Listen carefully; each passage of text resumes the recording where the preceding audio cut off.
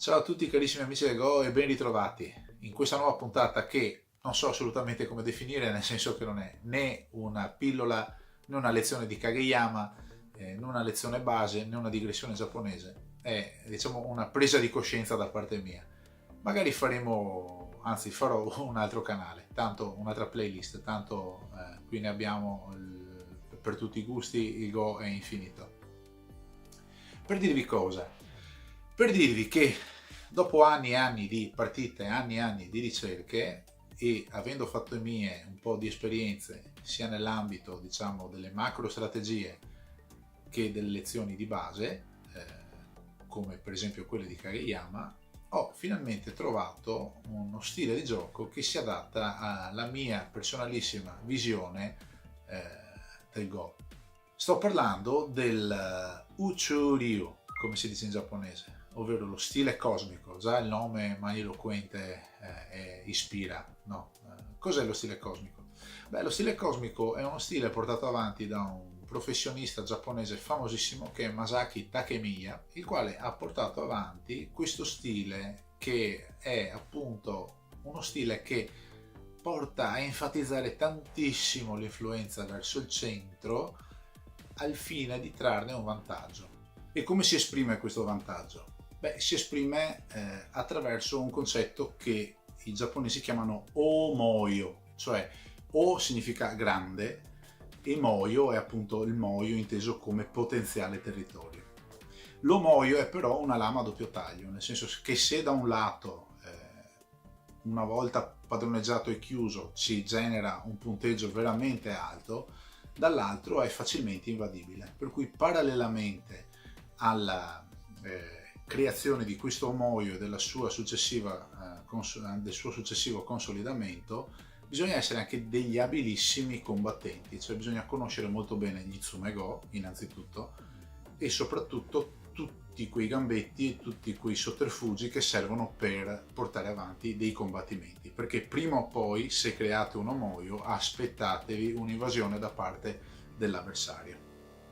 Se guardate un po' le partite di Takemiya Masaki, ne trovate in giro per internet a bizzeffe, scaricatevi qualche SGF, noterete che lui riesce a creare questi moio enormi soprattutto nel centro e poi in un modo o nell'altro se vince restano suoi, se perde perché subisce un'invasione e non riesce ad arginarla. Ovviamente stiamo parlando di 9 dan professionisti contro 9 dan professionisti. Ci sono giocatori molto più forti di lui, a me basterebbe diventare forte un decimo di quello che è lui, però mi è ispirato molto. Ho fatto un po' di partite, ho visto che queste partite bene o male hanno dato dei frutti e quella che vi sto per presentare adesso è una delle ultime che ho giocato, la quale mi ha dato un sacco di soddisfazioni perché mi ha dimostrato che le mie capacità e le mie conoscenze in questo ambito sono abbastanza consolidate, non sono ancora perfette, sono abbastanza consolidate. Quando le reputerò consolidate deciderò che strada prendere. La reputo una buona partita perché le partite, come probabilmente ben saprete, possono essere vinte perché siamo molto bravi noi o perché è molto scarso il nostro avversario. Se entrambi però ci mettono del proprio e giocano impegnandosi molto e si vince quando entrambi mantengono questo atteggiamento, la partita dal mio punto di vista può considerarsi una buona partita, perché certo qualche errore da parte di uno o dell'altro ci sta. Secondo me in questa partita entrambi abbiamo giocato molto bene. Tutti e due sapevamo quali erano i punti critici e i punti che dovevano essere curati. Certo che poi alla fine, ovviamente, il peso della bilancia basta una piuma da un lato per far pendere la bilancia dall'altro. Ecco, ve la sto per presentare, probabilmente i più neofiti non ci capiranno moltissimo, però vi consiglio comunque di guardarla anche per capire un po' come si ragiona a un certo punto della propria carriera agoistica. Se invece questo video è visionato anche da persone più brave di me, quindi con un Q più alto del mio, questa partita, premetto, su DGS mi ha fruttato il passaggio dall'8° al 7° Q e probabilmente adesso tornerò anche un po' indietro, ritornerò di nuovo all'8°, Però per farvi capire che mi ha ispirato moltissimo questa partita. Dicevo, se c'è qualcuno di voi che sta guardando che è più bravo di me o molto più bravo di me, sarei felice se vorrà scrivermi nei commenti qualche suo parere, o se vuole contattarmi attraverso l'email, che ripeto è quella che vedete qui sotto, oppure sul mio account di Instagram, che è questo indirizzo sempre che vedete qui sotto, e sarò ben felice di accettare i consigli. Ripeto, io non sono assolutamente un maestro, metto a disposizione quella che è la mia esperienza per condividerla con voi e per crescere tutti quanti assieme. Non vi rubo altro tempo, quindi andiamo subito a vedere questa partita, perché sarà un po' lunghetta, e buona visione. Eccoci qua allora, la partita comincia. Il Fuseki è abbastanza normale. Come vi accennavo in premessa, io ormai a questo punto della mia carriera agoistica ho fatto i miei un bel po' di argomenti relativamente alle basi, e posso usare il passato, stavo cercando uno stile a cui dedicarmi a tempo pieno. Dopo moltissime ricerche, moltissimi tentativi, sono giunto a quello che secondo me è uno stile che si adegua abbastanza al mio modo di giocare e di considerare e di interpretare il gioco. Inutile che vi stia a spiegare adesso tutto quello che vi ho già detto in precedenza. Adesso un po' alla volta, qui stiamo ancora andando avanti col Fuseki, per cui non mi soffermo abbastanza su queste mosse qui, però cercherò di farvi capire l'importanza dell'influenza, quello che abbiamo visto nelle lezioni di Kageyama. Allora, quello che vi posso dire innanzitutto è che qui, come potete notare, sia da parte mia, appunto, che ero il bianco, sia da parte di nero, l'intenzione è quella di creare influenza e contrastare l'influenza.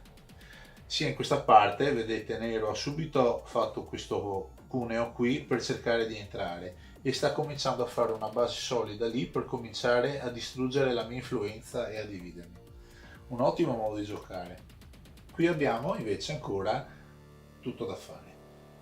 Ecco che io a questo punto decido, volendo creare una fortissima influenza in centro, come il maestro Takemiya Masaki insegna, devo cercare sin da subito di contrastare l'influenza che queste due pietre cominciano ad avere e stroncarla già sul nascere. Ecco che si adopera questa mossa qui, che è il famoso shoulder hit, il colpo di spalla, alla quale, se non si risponde con il classico Fuseki, ovvero quello in cui si esce da questa parte, questa è una variante che vi faccio vedere, poi la risposta generalmente è questa qui, allora la risposta di bianco sarebbe questa, ok, e si comincia, vedete, si comincia a creare abbastanza influenza qui. Ecco che a valle del mio shoulder hit, nero decide di rispondere nel modo che Kageyama in realtà depreca. Non si risponde così perché rispondendo così si dà l'opportunità a bianco di continuare a scendere. Certo, nero si chiude e si crea lo spazio qui per far territorio, però si dà l'opportunità a bianco di continuare a scendere. Io però qui ho voluto giocare un po' di psicologia e ho voluto far credere di volere, visto che ho notato che lui, il mio avversario, voleva conquistare il territorio dei lati, quindi una strategia volta alla conquista forsennata dei lati, io gli ho fatto credere di voler entrare per conquistargli il lato da quella parte lì. E lui infatti cosa fa? Si chiude lì. Con questa mossa cosa ho fatto però? Ho comunque tenuto un muro che mi crea influenza verso il centro, che è il mio principale obiettivo. Ecco, adesso è arrivato il momento di giocarsela un po' da questa parte. Per cui la mia mossa è stata quella. Nero a questo punto fa un ok ma in questa direzione, e questo è un Joseki abbastanza classico. senza grosse varianti. Eccolo qua. Eccolo qua, vedete? Qui si sono create queste due ali, le quali hanno due scopi: circondare il territorio e creare influenza. Per cui abbiamo ognuno il proprio territorio, ognuno la propria influenza in questo quadrante del Goban e entrambi possiamo essere contenti del risultato. Infatti lui a valle di questa mossa qui fa un altro Keima da questa parte, quindi un Tenuki, rinuncia a combattere qui per cominciare a creare influenza e territorio nell'angolo in alto. Come fatto qui, anche qui shoulder hit. A questo shoulder hit il nostro amico risponde come da Joseki, per cui vado da questa parte ed ecco qui, shoulder hit riuscito. Lui si assicura il territorio e l'influenza verso il bordo, io mi assicuro l'influenza verso il centro. Ecco, cominciate a vedere, se vogliamo parlare di territori lato a lati, quindi dalla parte dei lati, lui oggettivamente sta investendo molto in questo, vedete? Ha un gruppo qui, ha un gruppo qui, ha un gruppo lì e ha un gruppo lì. Io invece sto facendo esattamente il contrario. Io ho tante pietre disseminate tutte intorno, nessuna sta circondando territorio, forse queste e queste qui, però tutte le altre mi danno dei trampolini di lancio verso il centro. Qui c'è un piccolo combattimento nel quale io, nonostante avessi fatto qualche piccolo gambetto,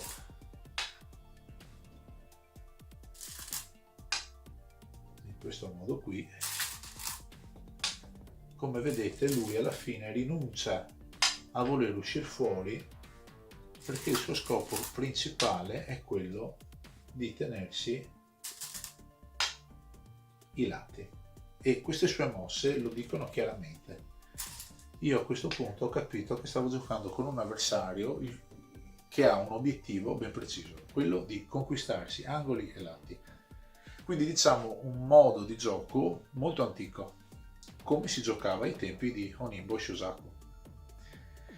Io invece ho cercato di investire i miei sforzi nello sviluppo, appunto, come dicevo in premessa, dell'Uchu Ryu, quindi dello stile cosmico, e ispirandomi alle partite di Takemiya Masaki. Eccoci qua. Qui ho fatto uno shoulder hit al contrario, ovvero a me dava fastidio comunque che lui qui avesse tutto questo territorio. Questo, se si chiude, sono veramente molti punti e a me dà fastidio.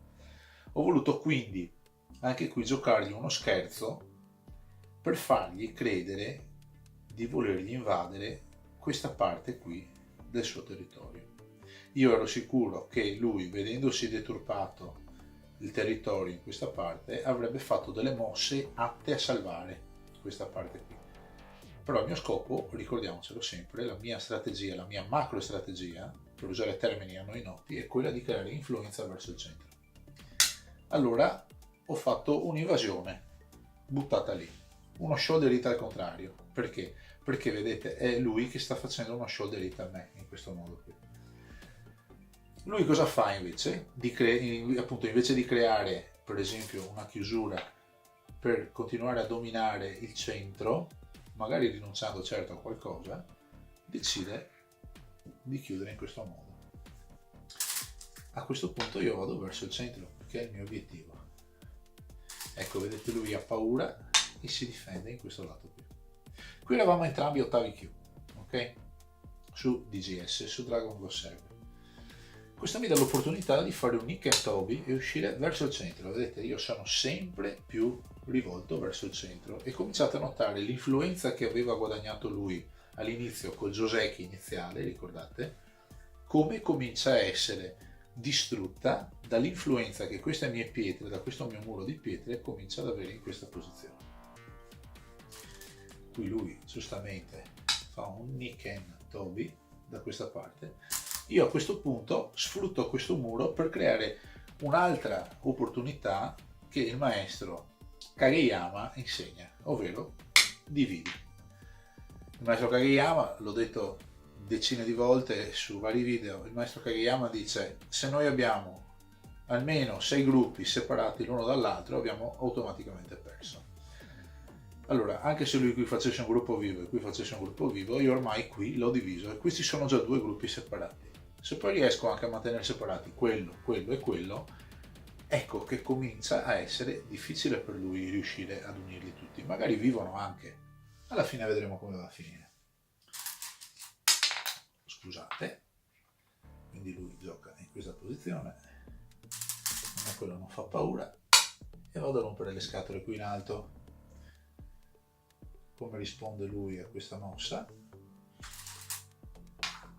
Fa un nobi a contatto e anche qui sono un maledetto, vedete, io gli intimo e gli faccio credere di voler entrare da quella parte lì, vedete,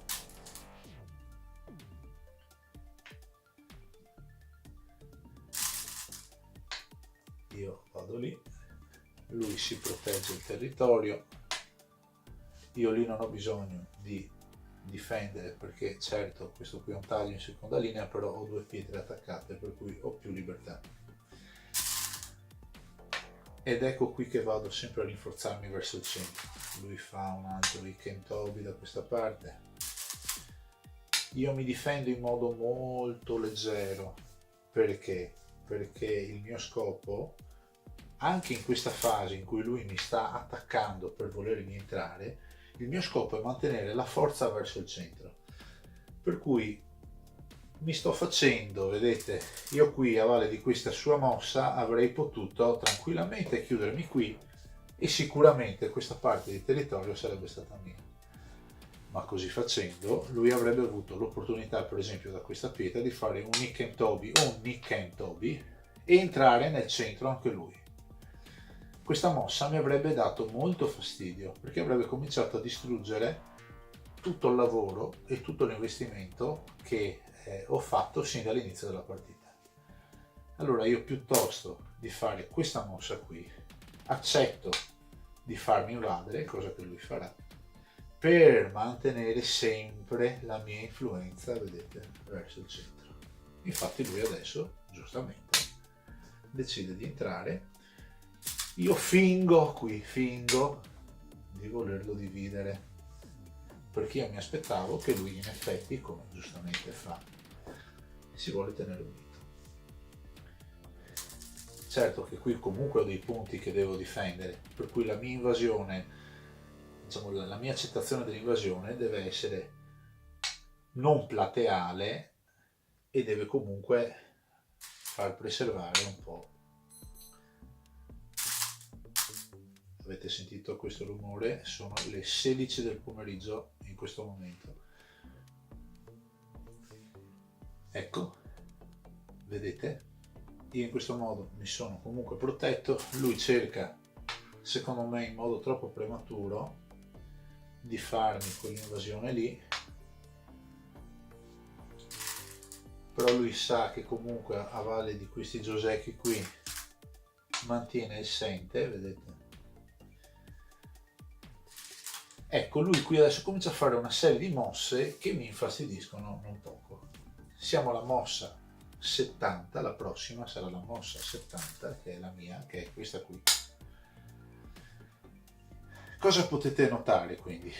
Che io sono molto forte qui ho l'opportunità di tenerlo chiuso, però lui qui ha dei baluardi che gli permetterebbero, facendo dei Nikken Tobi, di entrare nel centro, nel tanto amato centro, quello che ho voluto tenere. Io ho fatto quella mossa lì, lui qui scende, io qui lo devo mantenere diviso, per cui infatti gioco in questa posizione, lui si chiude, a me questa mossa qui è ininfluente, per cui lui spreca tra virgolette il suo sente per fare una mossa a cui io non devo assolutamente rispondere e prendo in mano la situazione io, perché adesso ho io il sente, la sfrutto subito. Comincio subito a minacciarlo di entrare. Lui vuole difendersi, questo l'ho ormai capito. Infatti si difende. Ma io cosa sto facendo in questo modo qui? Gli sto dicendo, è come se gli stessi parlando alla sua mente, no? Guarda che io voglio entrarti dentro. E lui infatti mi risponde, infatti lo so e io mi proteggo, però così facendo mantengo l'influenza. Vedete che muraglia che mi sto facendo verso il centro? Guarda che io adesso fingo di volerti entrare. Lo so, lui mi risponde sempre mentalmente, infatti mi proteggo. Ecco, adesso succede un altro piccolo gambetto allo scopo di vincere l'influenza anche in questa parte del globale. Se io da questo punto avessi subito cominciato per esempio a giocare una mossa qui, oppure una mossa qui o una mossa da queste parti qui per crearmi l'influenza, gli avrei fatto capire, avrei svelato in modo plateale la mia strategia. Svelando in modo plateale la mia strategia, ovvero ad esempio se avessi giocato qui, lui avrebbe potuto dire: ah, questa mossa mi dice che tu vuoi il centro, è evidente, e allora io comincio a farti i famosi Nick and Toby, per esempio qui o qui, pericolosissimi perché vanno a distruggere il centro, no? Allora io ho finto un'altra invasione, quindi sul Samsung, ma questa invasione, anzi scusate, l'ho giocata in questa posizione qui, lui è venuto avanti, questa invasione, anche questa è stata strumentale all'ottenimento del vantaggio poi nel centro, perché con queste due pietre che rompono un po' le scatole, che hanno comunque un po' di agi, no? Dicevamo, l'agi è il potenziale che possono avere ancora per sviluppare delle minacce. Giocando questa pietra, lui è costretto, sì, ancora a chiudersi. Io a questo punto minaccio, lui si chiude perché ha paura. Ecco qui, io lo blocco definitivamente, lui si sente sempre minacciato e fa un'altra mossa. Attenzione, qui ho fatto un po' di pasticci, ritorniamo come eravamo prima, eccoci qua, scusate del pasticcio. Lui qui fa un'altra mossa un po' inutile, che è questa qui. Lui evidentemente sentiva una minaccia per questa pietra, perché probabilmente lui ha pensato: se lui si unisce e poi esce fuori all'interno di questo piccolo spazio potrebbe sempre farmi dei nakade e uccidermi dall'interno. Allora togliamoci subito il pensiero, io gli catturo quella pietra lì. A me questa mossa è andata benissimo perché è stata un'altra mossa Goté alla quale io ho tranquillamente rinunciato, perché queste due pietre qui io l'avevo già pensato di votarle alla morte, e ho cominciato di nuovo con la mia pressione. Lui naturalmente qui si è protetto e io sono venuto qui. Lui qui vuole uscire, qui ci sono stati dei combattimenti, queste tre pietre qui cominciano ad avere qualche fastidio, infatti vedrete poi che fine faranno. Ecco qua, dopo questa sua mossa io ho dovuto cominciare a fare delle scelte e a pensare un attimino a come muovermi. Ormai lui qui ha questa forma che è comunque una forma forte, che è una pericolosissima punta di freccia che va verso l'interno. Io a questo punto devo difendere in modo strenuo il mio centro. Perché? Perché lui è vero che ha tanti gruppi separati, come potete notare, però è avanti lui di punti sui bordi. Qui fa un sacco di punti, qui fa abbastanza punti, qui ne sta facendo. Io qui ne ho pochini anche qui. Allora io qui devo per forza difendermi. A questo punto, laddove all'inizio speravo di potermi tenere tutta la corona per creare i punti nel centro, devo cominciare a rinunciare un pochettino, per cui a ridurre un po' questa corona centrale. Mi difendo con questa mossa che si chiama Boshi e serve a bloccare, diciamo, l'avanzata. Lui scende giù, io minaccio il taglio, vedete? Minacciando il taglio lui è costretto, vedete, a chiudersi.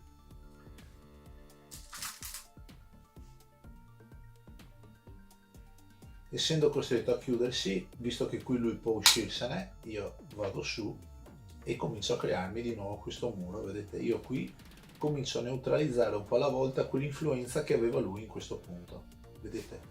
Certo, rinunciando a un po' del mio territorio centrale, però avendo l'opportunità di chiuderlo fuori.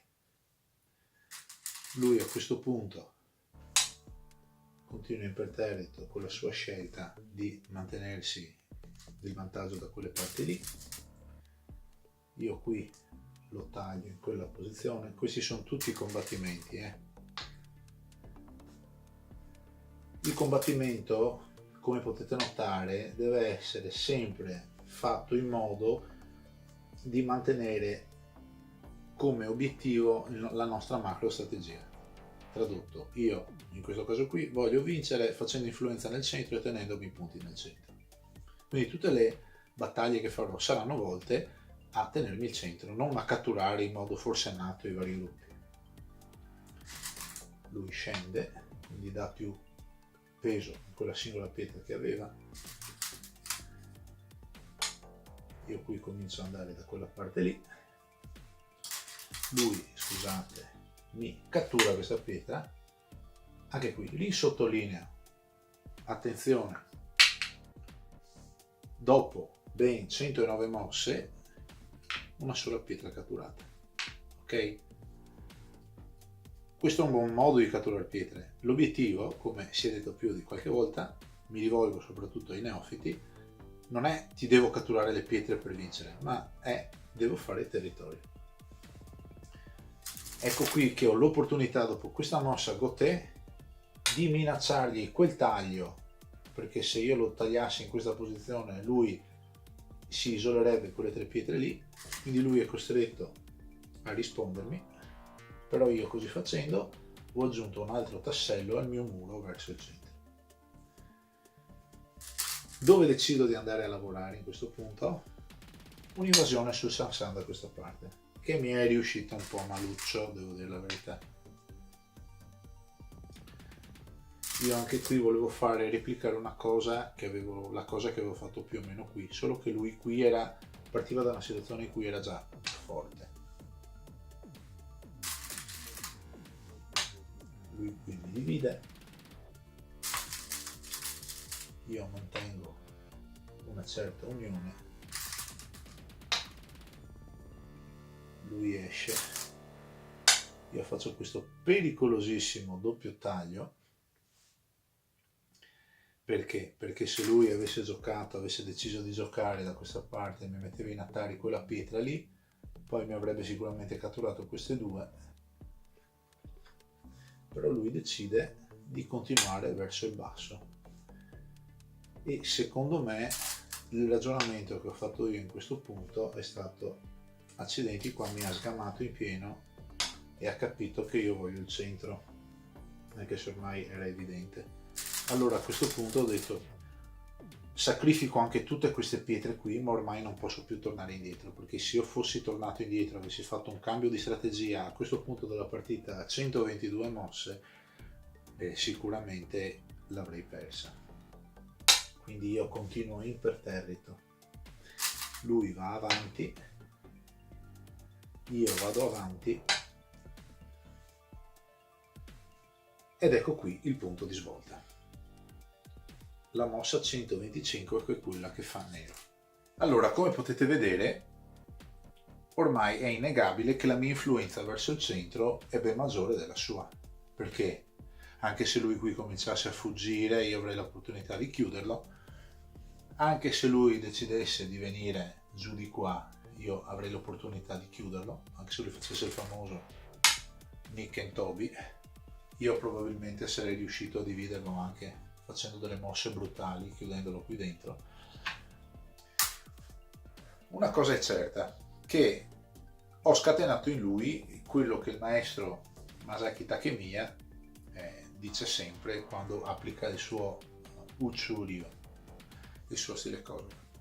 Bisogna instillare nell'avversario della gelosia e dell'invidia al fine di farlo giocare a un certo punto all'interno del centro. Certo che se noi abbiamo un centro controllato sicuramente ed esclusivamente da noi, avremo l'opportunità con buona probabilità di vincere il combattimento che ci sarà dentro, perché tutta la corona di pietre esterne, quindi tutta l'influenza delle pietre esterne, ci aiuterà a gestire il combattimento.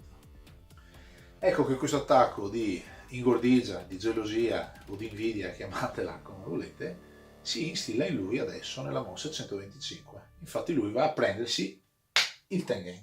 Eccoci qua.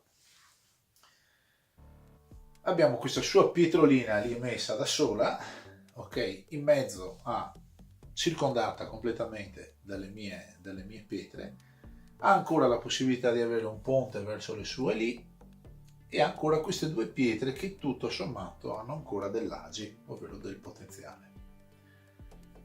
Andiamo avanti. Prima cosa che io faccio: ha debita distanza, per cui ha un Keima dalle mie e ha un Niken Tobi da lui, comincio a isolarlo al fine di non permettergli di andare verso le sue pietre. Lui fa mosse ampie, giustamente, che mi costringono a rispondere, però facendo queste mosse ampie, qui c'è stato ancora un ripensamento, diciamo, apriamo una piccola parentesi a quello che sta succedendo dentro. Io a questo punto ho comunque deciso, visto che mi sentivo forte in centro e che le cose stavano andando come stavano andando, visto che qui avrei comunque perso un bel po' di punti, ho deciso di salvare le mie pietre e il mio territorio lì in alto. Vedete, lui cerca di uscire, io lo blocco, lui mi minaccia in questa posizione qui, lui probabilmente si aspettava che io andassi a salvare queste tre pietre qui. In realtà a me interessa mantenere forti queste pietre che mi sarebbero servite sicuramente dopo per il combattimento, per cui io rinuncio a quelle tre pietre lì. Infatti vedete, lui non va più a catturarmele ma gioca in questa posizione. Quindi ritorniamo al ragionamento che vi stavo accennando prima.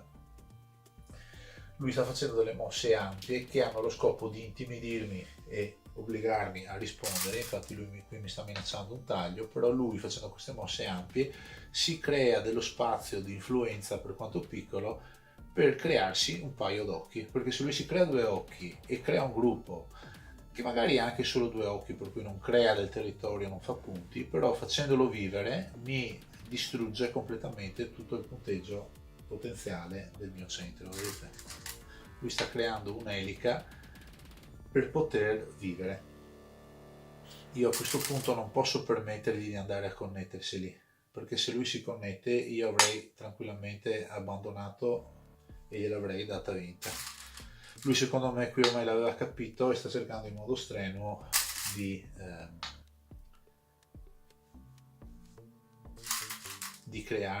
crearsi delle opportunità. A questo punto questo mio gruppo comincia a essere un po' in pericolo, vedete? Lui qui deve difendere quell'Atari e io sono costretto a fare questa mossa qui per crearmi i due occhi famosi, perché altrimenti avrei perso anche questo gruppo. Ecco qua, lui mi minaccia quelle due pietre lì, ma io dentro di me penso, bene, tientele pure, perché così facendo, vedete, io lo costringo a rispondere. Questa è una mossa semplice, lui mi cattura le pietre, però io facendo quella mossa lì ho creato, diciamo, solidificato di nuovo il mio potere verso il centro. Per cui non fate caso in questo momento alle sue pietre nere, che sono ben 1, 2, 3, 4, 5 e 6, e concentratevi solo sulla corona bianca, per cui partite da qui, vedete, qui lo posso chiudere, qui ci sono solo io, lui qui probabilmente potrebbe farmi un salto di scimmia, però insomma, e state attenti, questo è tutto territorio mio, lui ha pochissimi punti in giro. ecco qui che avendo fatto questa mossa Goté è arrivato il mio momento adesso di chiudere la mossa. Come il serpente boa, no? Pian pianino ti avvolge, ti avvolge, ti avvolge, a un certo punto stringe la presa. E a questo punto il combattimento comincia a diventare senza quartiere. Il suo scopo adesso, se non vuole perdere la partita, è quello di far vivere queste pietre qui. Lo scopo mio naturalmente è quello di non permettergli di vivere. Gli Izume Go, amici miei, aiutano moltissimo perché bisogna imparare a capire quali sono gli spazi vitali entro i quali muoversi per nero al fine di crearsi gli occhi e per bianco fare in modo che nero non possa occuparsi. Ecco che nero comincia a fuggire. Io, visto che lui il suo interno lo sta creando qui, io devo entrare dentro di lui per ridurgli lo spazio. Lui qui si difende come può, nessuno dei due, anzi lui si sta difendendo molto bene. Io qui posso permettermi di fare questa mossa nonostante sia circondato, vedete, da pietre sue, queste hanno coraggio. Ma perché posso fare questa mossa qui? Perché io ho questa influenza, questi miei alleati che mi danno l'opportunità eventualmente di scappare verso di loro. Lui infatti tenta di dividermi, io faccio un Nobi e mi fortifico. Lui va verso il basso, vedete la lotta è senza quartiere. Io faccio un Iken Tobi e mi unisco a quella pietra lì. Lui scende, lui non ha ancora due occhi, vedete? Lui scende, io devo sempre cercare di distruggere tutti i potenziali occhi. Perché sono venuto qui? Perché se lui fosse venuto al posto mio, si sarebbe cominciata a creare, vedete, un'area molto difficile da invadere, per cui lui chiudendosi avrebbe potuto fare gli occhi. Allora io non gli do questa opportunità. Lui qui lotta con le unghie e con i denti, giustamente. Io vengo avanti. Lui cerca di prendersi spazio per respirare. Io lo posso bloccare perché qui ho sempre la mia influenza, mi crea un Toraguchi, per cui qui rimango forte e connesso. Lui viene avanti in questa posizione. Io mi posso permettere di chiudere in questa maniera qui. Se io nella mossa principale iniziale non avessi fatto questa mossa in questa posizione, ma mi fossi salvato le pietre lì, lui alla prossima mossa avrebbe potuto tagliarmi e questa cosa potrebbe essere diventata molto problematica in questa fase della partita. Invece il mio scopo era mantenere l'influenza nel centro. Tocca ancora lui, scende qui, io qui devo connettermi. Ecco, adesso questo spazio è comunque sufficiente per lui per farsi degli occhi, per cui devo stare molto attento a cosa decido di fare. Lui fa un Iken Tobi da quella parte, io devo sì evitare di fargli fare gli occhi, ma devo anche evitare che venga a distruggere il mio centro. Ecco qua. Lui scende, io vengo qui, lui viene su da questa parte, io gli riduco lo spazio vitale, lui viene qui, io scendo giù, lui se ne scende ancora, vedete, io devo fare in questo modo per fare in modo che lui qui non si possa creare l'occhio. Se anche in tutto questo combattimento lui si fosse creato almeno un occhio, abbiamo sempre il secondo di scorta da potergli distruggere. Io qui sto cercando di fare in modo che lui non se ne faccia nemmeno uno per essere più tranquillo. Ecco, vedete, qui lui ha la possibilità di farsene uno. Io vengo avanti. Ecco, lui facendo questa mossa qui ha automaticamente un occhio viscero. Io qui mi chiudo per andare sul sicuro. lui scende qui, io non devo farmi dividere, lui viene giù da questa parte, io mi chiudo, lui si unisce, è completamente inutile se non fa vivere tutto quanto. Io qui mi prendo spazio in questa direzione, lui si salva, io mi chiudo qui, vedete ormai io sono un gruppo completamente connesso, lui viene su da questa parte, io sicuramente non vado lì, anzi mi vengo a chiudere da questa parte. Lui qui ormai evidentemente ha rinunciato al centro, sta cercando di tendermi dei tranelli, qui rinuncia al centro perché comincia a fare dei tenucchi, comincia a giocare da altre parti. Qui siamo già al fine gioco, a me questo taglio dava fastidio per cui ho deciso di chiuderlo. Lui vedete viene qui, a me non interessa, io vado tranquillo, avevo fatto una stima dei punti. Qui è evidente che ormai lui ha rinunciato a queste pietre in centro e sta cercando di raccimolare i punti un po' di qua e un po' di là. Qui infatti decide a un certo punto di catturarmi queste tre pietre che tutto sommato sono un bel bottino.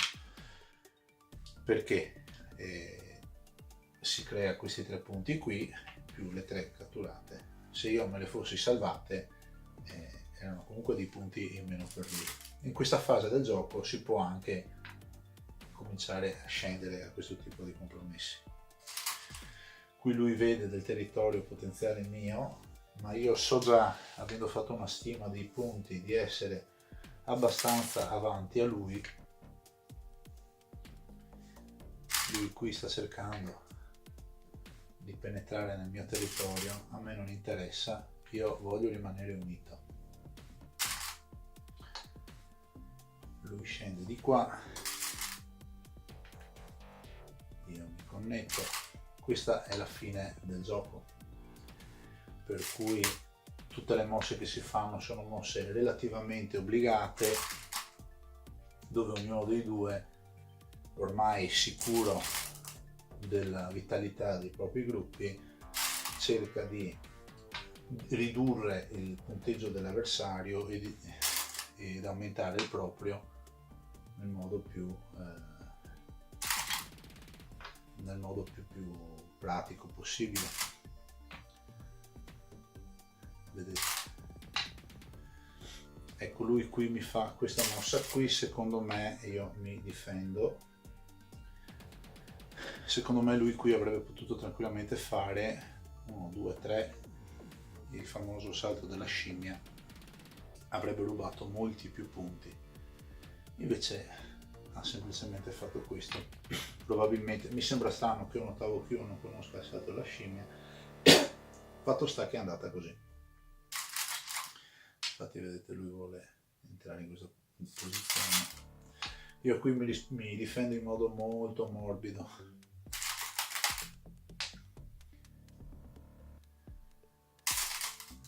Questi sono tutte delle scaramucce di fine partita, tutte atte a ridurre il territorio dell'avversario. Io qui approfitto del sente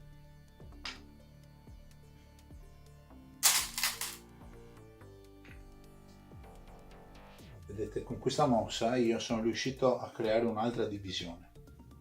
Ormai a questa parte della partita ha ben poco senso perché quello era un da me.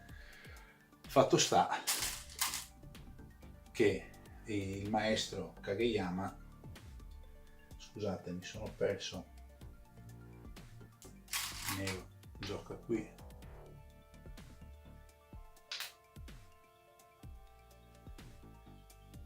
il maestro Kageyama dice e io eseguo.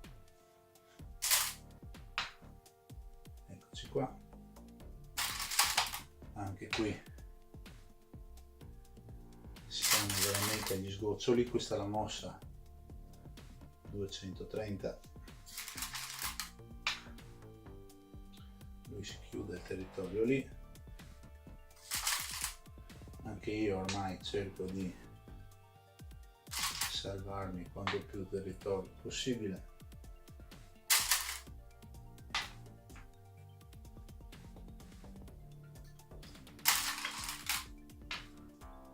Eccoci qua, io devo proteggere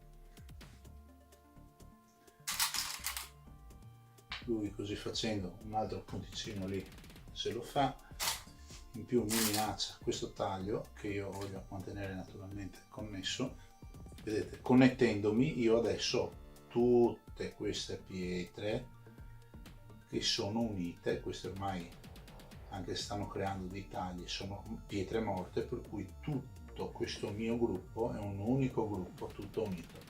Ho questo e quello separato.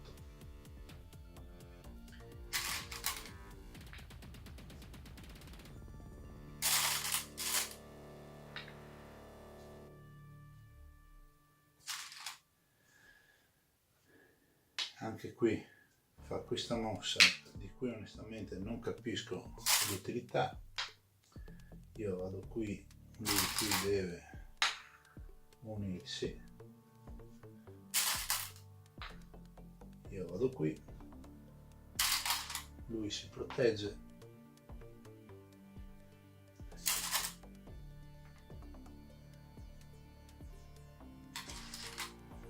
lui qui decide di unirsi.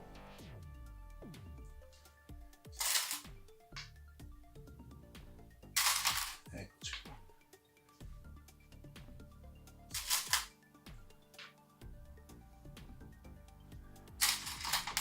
Lui si protegge. Notate che queste sono tutte mosse obbligate.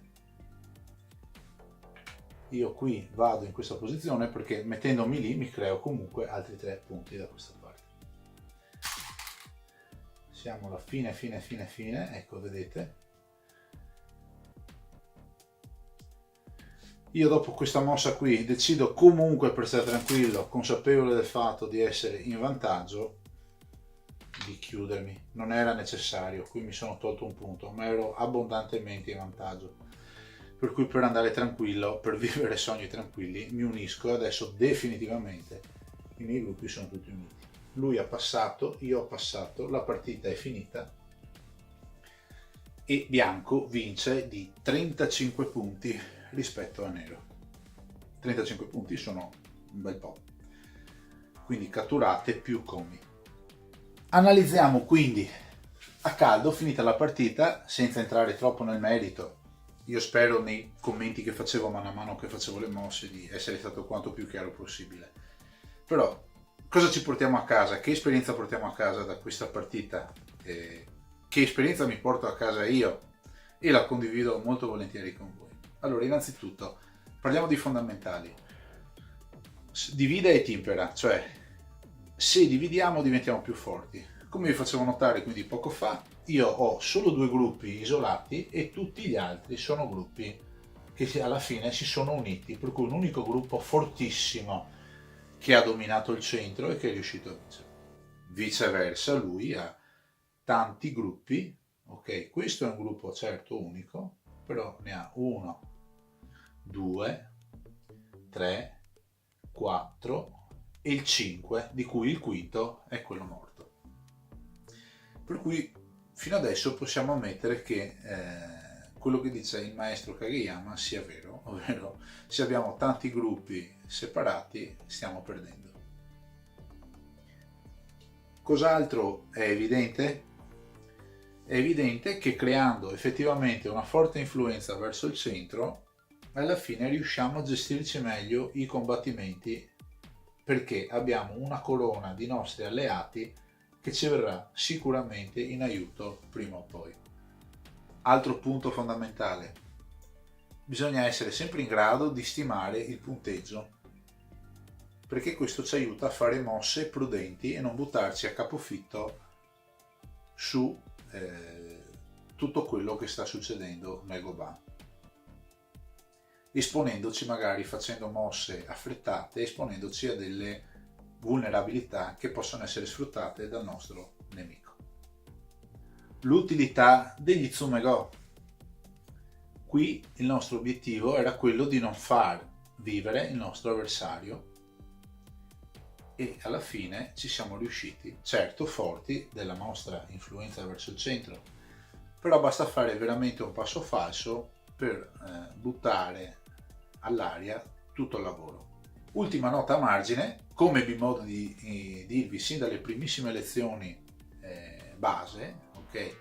Ogni qualvolta noi rispondiamo a una mossa dell'avversario, comunque non stiamo regalando punti né all'uno né all'altro, perché il delta di punti alla fine rimane sempre lo stesso. Allora, se così risulta un po' difficoltoso capire quanti punti abbia effettivamente fatto bianco rispetto all'invasione, cercate di ricordarvi la situazione che c'era all'inizio, prima che, quindi alla mossa 125, prima che l'avversario giocasse sul Tengen. Bene, più o meno, ovviamente ci sono state altre mosse di aggiustamento che hanno tolto qualche punto in qua e in là, però quei punti che c'erano potenziali in quella fase lì sono più o meno gli stessi che ci sono adesso. E per farvelo capire è molto semplice, perché semplicemente togliendo dal Goban tutte le pietre morte, perché anche l'occhio vuole la sua parte, queste sono tutte pietre catturate, valgono come morte, vedete? Noi le nostre le possiamo anche spostare, tanto stabiliamo che questo territorio centrale sia di bianco. Ecco qua, che bel malloppo. Se noi poi le sistemiamo e cerchiamo di dare una forma un po' più regolare, diventa evidente quanto spazio ci sia all'interno di questo territorio. Eccolo qua. Vedete? Questo è il famoso territorio che io all'inizio volevo farmi. Questi punti più questi qui, sentite che suonano molto bene, hanno fruttato alla fine la vittoria. Benissimo, è stato un piacere come sempre, grazie per l'attenzione e ci vediamo al prossimo appuntamento, che probabilmente sarà una pillola. Buon divertimento con il gioco del Go e applicatevi tantissimo, perché vedrete che prima o poi le soddisfazioni arriveranno di sicuro. Ciao a tutti, grazie.